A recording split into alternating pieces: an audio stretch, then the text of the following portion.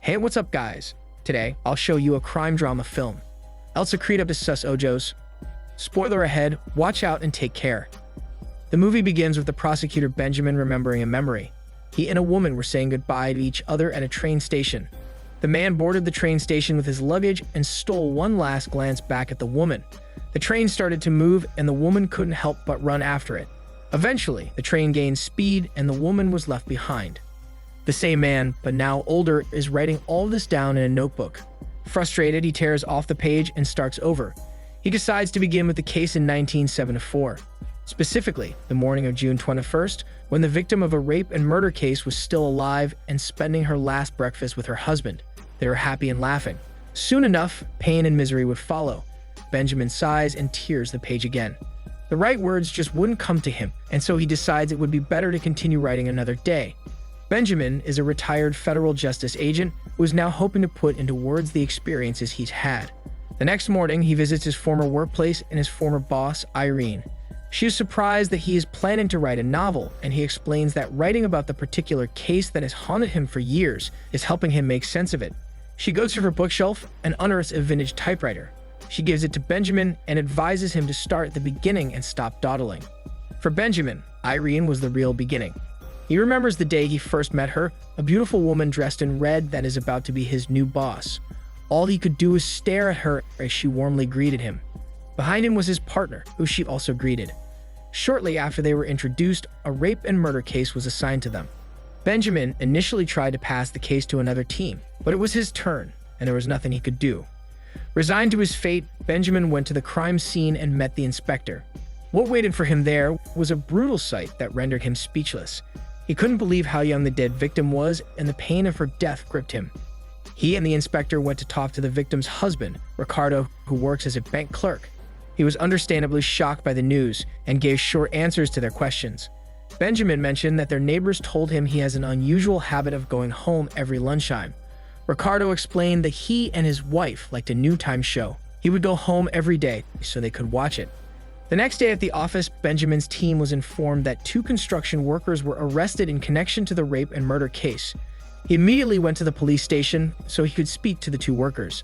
The policeman told him that the 2 had already confessed, but when he looked at them closely, he saw that they were tortured into confessing. Furious, Benjamin stormed back into his office and attacked his colleague, Romano, who ordered the arrest of the 2 workers. Romano reasoned that they are just 2 lowlifes and no one cares if they're tortured.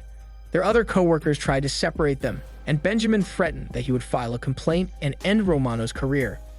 Benjamin then saw his partner getting drunk in a local bar. He was an alcoholic, and so Benjamin was disappointed that he was now off the wagon.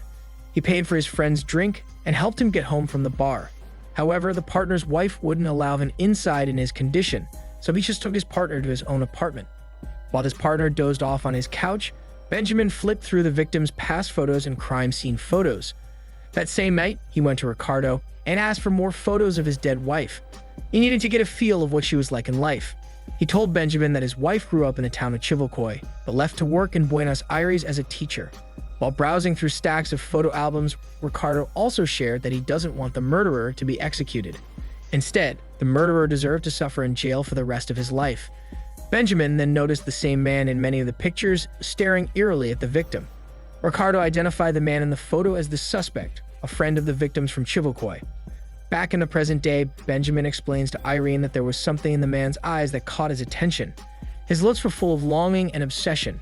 She asks him why he decided now to talk about this old case after all this time. He answers that for 20 years, he was busy with everything else. Now that he is retired, he has nothing else to do but confront the demons of his past. After their discovery, Ricardo called the suspect's home at Chivilcoy, and his mother answered.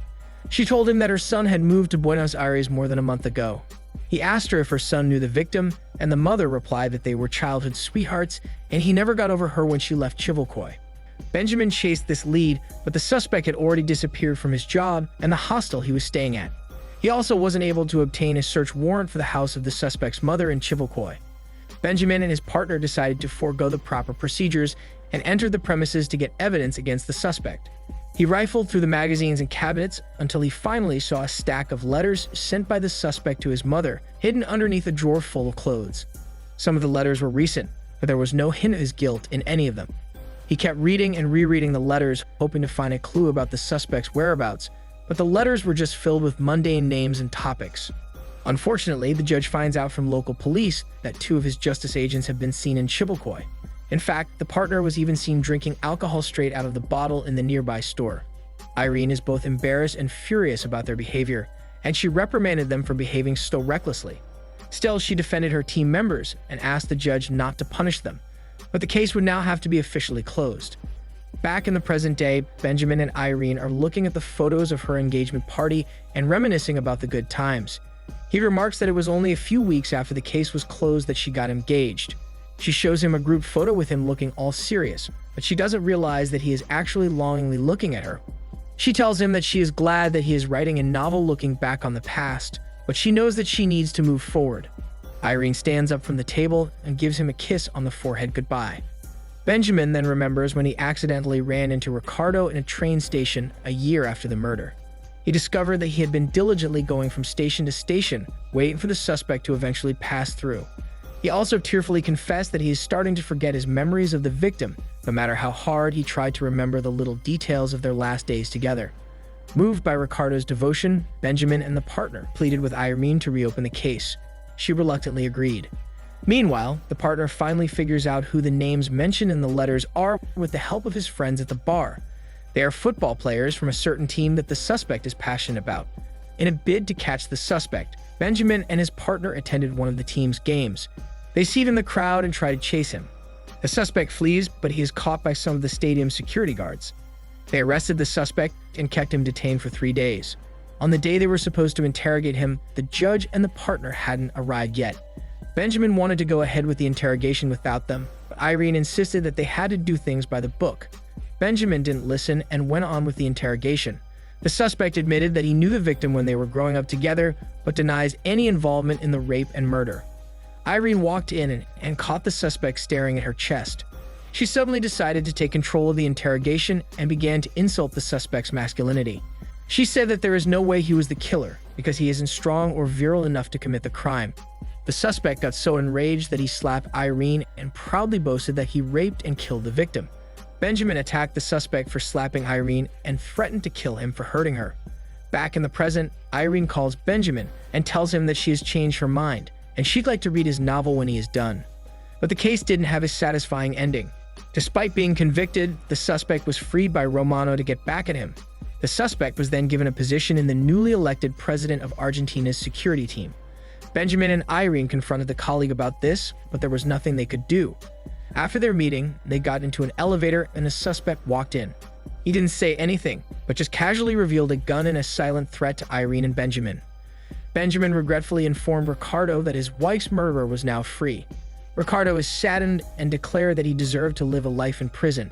One night, the partner got drunk in a bar again and was involved in a brawl. Benjamin rescued him and took him to his apartment.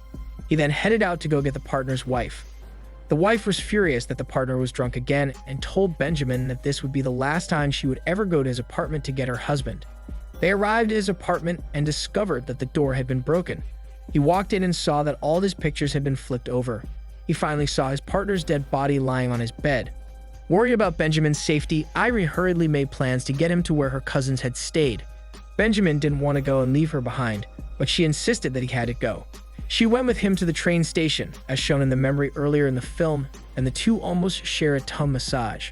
It took everything in him to leave her, and he never stopped staring at her as her figure receded in the distance.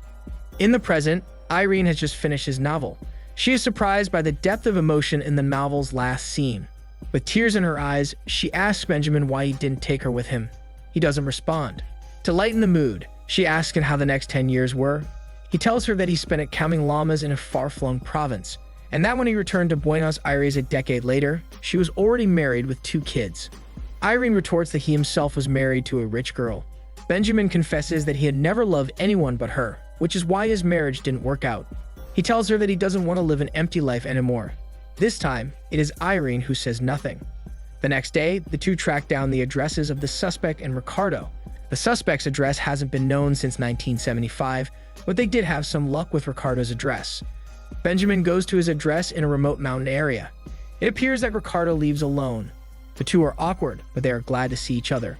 Ricardo explains that he wanted a fresh start, and so he transferred to another branch of the bank. He never got married again, and Benjamin sees that he still keeps his wife's pictures on display on the mantle. Benjamin asks him how he'd been able to move on from his wife's death, especially with the killer still free. Ricardo reasons that time has healed his wounds, but Benjamin doesn't believe him. He tells him about the partner's death and how he believes he had been assassinated by goons sent by Romano as an act of retaliation. When the goons had arrived at Benjamin's apartment and saw the partner there, he pretended to be Benjamin to protect him. This is why all of Benjamin's pictures were flipped over. Finally, Ricardo reveals that he waited for the suspect one night, kidnapped him, then shot him. Satisfied with his confession, Benjamin leaves. But while he's driving away, he remembers what Ricardo told him the night they'd met. The killer deserves to rot away in a cell for the rest of his life. The more he thinks about it, the more he begins to believe that Ricardo didn't kill the suspect. He stops the car and walks back to Ricardo's house. Hidden in the trees, he watches as Ricardo walks to an adjoining room.